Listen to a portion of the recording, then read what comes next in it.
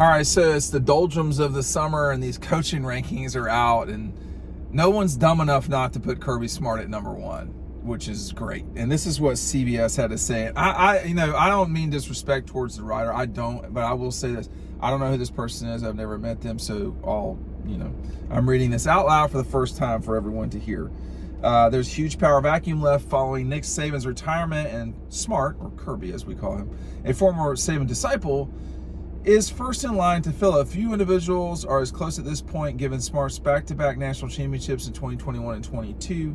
The Bulldogs are a college football playoff regular under Kirby and won't be going anywhere, given how adept he is stacking talent, both from the high school and the transfer portal ranks. So that's what CBS had to say about the Dogs. And then they go on to rank the other SEC coaches. I'm going to go backwards here because you get pretty deep pretty quick, and there's some decent coaches at the bottom. There's some bad ones too, though. Jeff Lebby at Mississippi State comes at 16. Clark Lee at Vandy at 15. Sam Pittman at Arkansas is ranked below Billy Napier. They got that wrong. Shane Beamer is at 12, in front of Billy Napier at 13, which I did not think I'd ever say that you'd want Shane Beamer over somebody, but you do. They've got Brent Venables at 11. That seems low, but I mean, I'm not sure what he's done yet. Full disclosure. You got Hugh Freeze at 10. Mike Elko, who most of y'all are going to become familiar with in the near future. He's the Texas A&M coach, but he was a coach at Duke. He did a great job at Duke. So all props there. Josh Heupel at 8. I think Josh Heupel's a really good coach. I'm just going to say that. I've said that for some time now. I mean, it was obvious in 21 he had pushed them to be better. He's a good coach. And he's at number 8. So he's the middle of the league. That's where we're at here. I think he's a really good coach. He's in the middle of the league. Eli Drinkwitz at 7. This is a little bit reactionary. Drinkwitz had a really good 2023, and he could get an even better one. I don't know. Mark Stoops at 6. So love this. Mark Stoops is really good. He's just at Kentucky, and it's hard to tell that Kentucky is good, but I can tell you right now that you always have a hard game against Kentucky. You just do. Lane Kiffin at 5. Kalen DeBoer at 4. I mean, Lane had a good season this past year. And we'll see what they do this year. There's a lot of expectation and pressure on them. A top 10 team coming into this thing. We'll see. I mean, Lane's going to be the coach of Florida at some point here. And I think that he'll have more firepower there.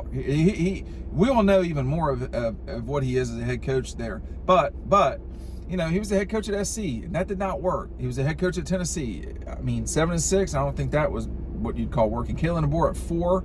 I maybe would have him higher, and then Steve Sarkisian, who's at 3. But he beat Steve Sarkisian in a really big game. Both of those, I think, to me, a lot of this is it's hard now to be so obvious with who's kind of the not Kirby Smart tier, because you could make the case that Kalen DeBoer is the second best coach in the league right now. You can make the case that Sarkisian is, but they've got Brian Kelly at 2, and I think Brian Kelly's really good. I think Brian Kelly's got to win an SEC championship or get deep into the playoff here soon, or LSU's gonna, or the sort of pressure of the LSU job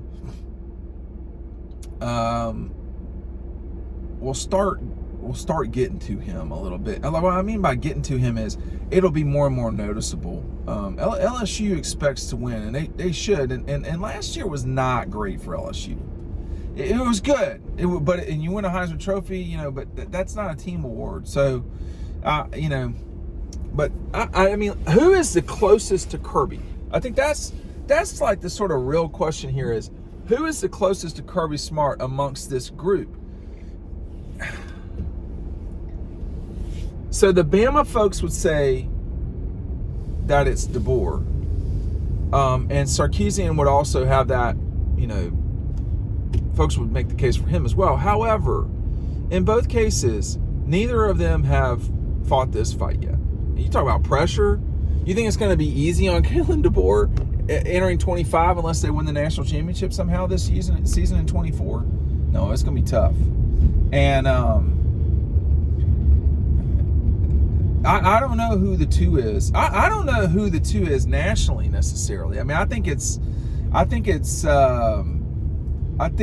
probably Ryan Day, but I don't think it's certainly Ryan Day. I mean, you got Dan Lanning, you got Sarkisian, you got Brian Kelly, you've got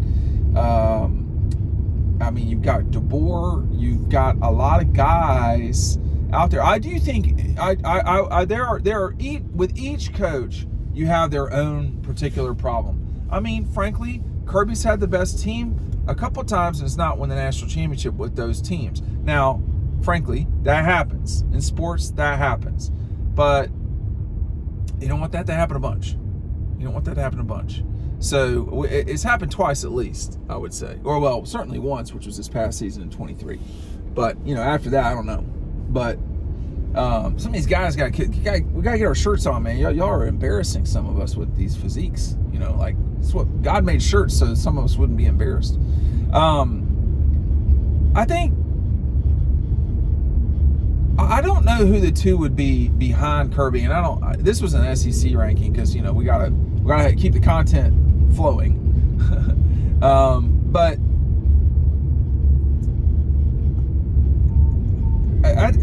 this is an important season for these coaches. Brian Kelly. I don't think it's an important season necessarily for Josh Heupel, but it's like Brian Kelly, Sarkisian, DeBoer. Those guys are all having big seasons. Ryan Day. These are important. We're at important moments in the in their journey at their schools, and there was never really pressure on Kirby to win, but win national championship. But it was time. Like 2021, he had the best team, and I don't know how they came into the season ranked 5th, I think, but they had the best team, and it was I wouldn't say it was obvious, but it was relatively evident that was the case. And I don't know, but come on, hey, it's a crosswalk. I don't understand if you're at a crosswalk, just like cross. That's a crosswalk. But anyway, it was time. It was time to win the national championship, and he finally did. But there was huge pressure that December because it kind of was like, are you going to let Nick push you around forever? And the answer to that was no. And then in 22, he had the best team, like clearly. It may be that they have the best team this year. I'm not sure it's obvious that they have the best team, but they have the best team, and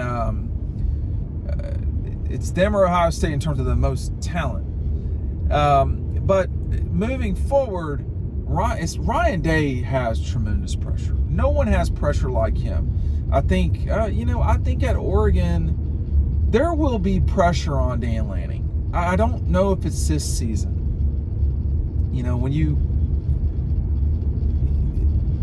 With UW, they're out, right? So they're gone. So there's been a massive change there. Kalen DeBoer's out of his way. Can Dan outcoach Ryan Day? I mean, I think he can, but that's me. And is he going to? Is he going to be able? If you can outcoach Ryan Day, then that means you got a shot to beat the best team you're going to play at home too, for Oregon. So, that would give Dan a shot to climb up these rankings. But there's no obvious. I would imagine Georgia has as good a win a national championship this season and maybe in 25. But 25 might not work out so hot for Georgia. We're just gonna have to see. But they have. Now that no one loss costs you everything, I think that's dangerous for the rest of college football because Georgia, they can adjust, man. Like if you look at, You know, the Auburn game in 17, they beat Auburn by 21 the next time they played. If you look at the Alabama game, and like what I'm trying to say is, you don't want to play these guys twice in the same season.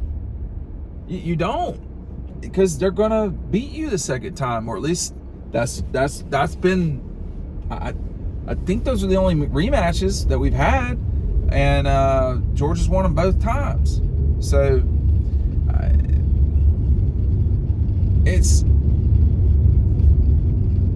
my point in all that is, you know, Kirby does an excellent job.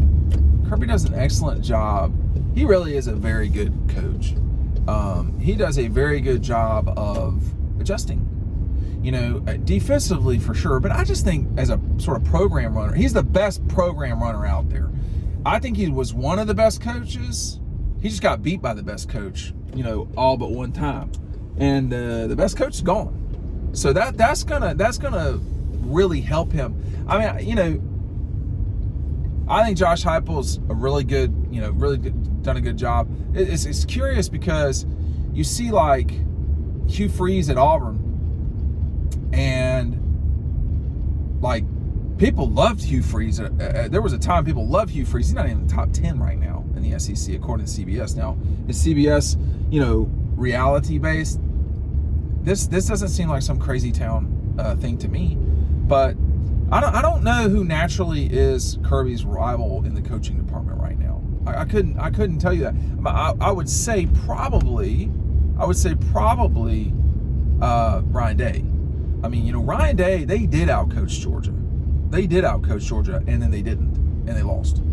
So, you know, that's what that was like. But anyway, you know, having Kirby at number 1 is probably the least, you know, surprising thing ever, but it is correct, and I think that's the thing to remember. Thanks for watching.